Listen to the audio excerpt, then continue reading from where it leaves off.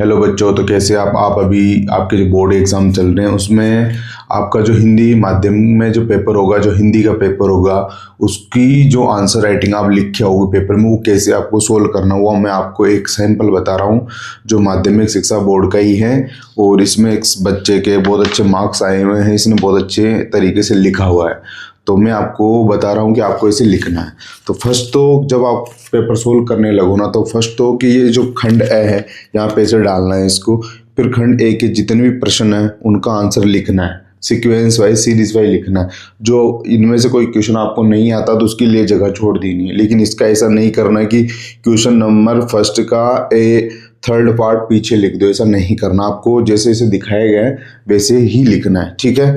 फिर इसके बाद आप आ जाइए सेकंड क्वेश्चन पे।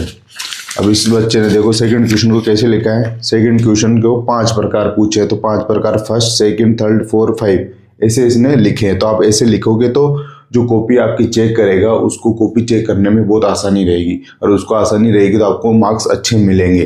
क्योंकि उसको ऐसा नहीं होना चाहिए कि इस क्वेश्चन नंबर 2 का थर्ड नंबर का आंसर पीछे लिखो, तो ऐसी गलती नहीं करनी है। फिर क्वेश्चन नंबर थर्ड लिखो, फिर उसके आंसर लिखो।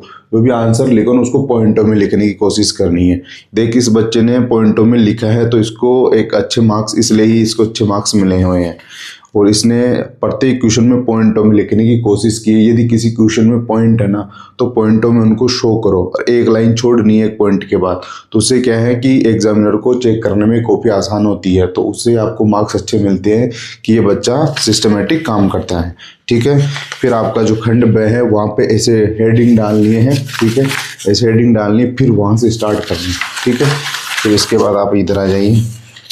फिर इसके बाद आप इसकी कॉपी देखो इस बच्चे ने पहले प्रश्न नंबर लिखा, फिर इसको उत्तर लिख के ऐसे ही आपको उत्तर लिखने हैं सभी क्वेश्चंस के। उत्तर लिखा, जगह स्पेस छोड़ा, फिर उत्तर लिखा, फिर स्पेस छोड़ा, ऐसे ही आपको प्रश्न लगा के एक तरफ से करना है। ऐसा नहीं होता है कि क्वेश्चन नंबर 6 यहाँ कर दिया, क्वेश्चन नंबर 12 पीछे कर दिया, क्वेश्चन नंबर फर्स्ट पीछे कर दिया, ऐसा नहीं करना है।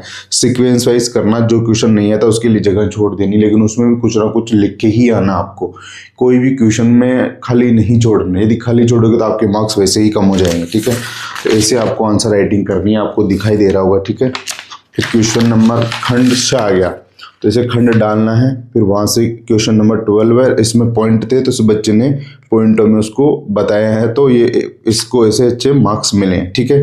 क्वेश्चन नंबर 13 इसमें भी इस बच्चे ने ऐसे ही किया है। फिर 14 आ गया। ऐसे ही आपको क्वेश्चन करने हैं वहाँ पे, तभी आपको मार्क्स मिलेंगे। सब बच्चों से आपकी कॉपी अलग दिखेगी, यही रीज़न है। फिर यहाँ देखो इसने इसका सार लिखा है, इसने क्वेश्चन नंबर 16 फिर 17 क्वेश्चन नंबर। आप देख सकते हो कि इसने कितने अच्छे तरीके से सिस्टमेटिक तरीके से लिख रखा है, ठीक है। फिर इसने अपना प्रार्थना पत्र लिखा है, ये देखो प्रार्थना पत्र कितने सिस्टमेटिक तरीके से लिख रखा है। आपको यहाँ प्रार्थना पत्र डालना है, क्वेश्चन नंबर डालने हैं, उत्तर डालना है। फिर यहाँ एक उससे पूरे पेज में आ जाना चाहिए एक, ये प्रार्थना पत्र इधर नहीं जाना चाहिए था, ये एक ही पेज में आ जाना चाहिए पूरा, ठीक है। और फिर इसने विज्ञापन लिया, विज्ञापन में इसने चलचित्र बनाया है, चित्र बनाया है यहाँ पे, और इसका संक्षिप्त में इसके बारे में डिनोट किया है। फिर इसने ऐसे लिखा है, ठीक है। तो इसने फर्स्ट पॉइंट डाला प्रस्तावना, फिर इसके बारे में लिखा है। फिर इसने कुछ पॉइंट डालने हैं, फर्स्ट प्रस्तावना लिख के सेकंड पॉइंट स्वतंत्रता का अर्थ डाल दिया, फिर ये लिख दिया, फिर ये थर्ड पॉइंट डाल दिया, फिर ये लिख दिया।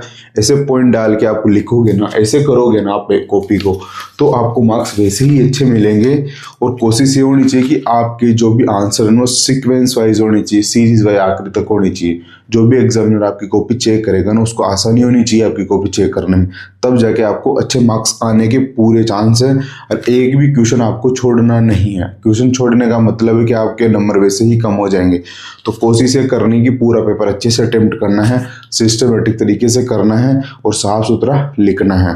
तो आप सभी को अपना जो पेपर है उसके लिए बेस्ट विशेष बेस्ट ऑफ लक। आप मुझे बताना कि आपका पेपर कैसा हुआ है। तो हम मिलते हैं नेक्स्ट वीडियो में।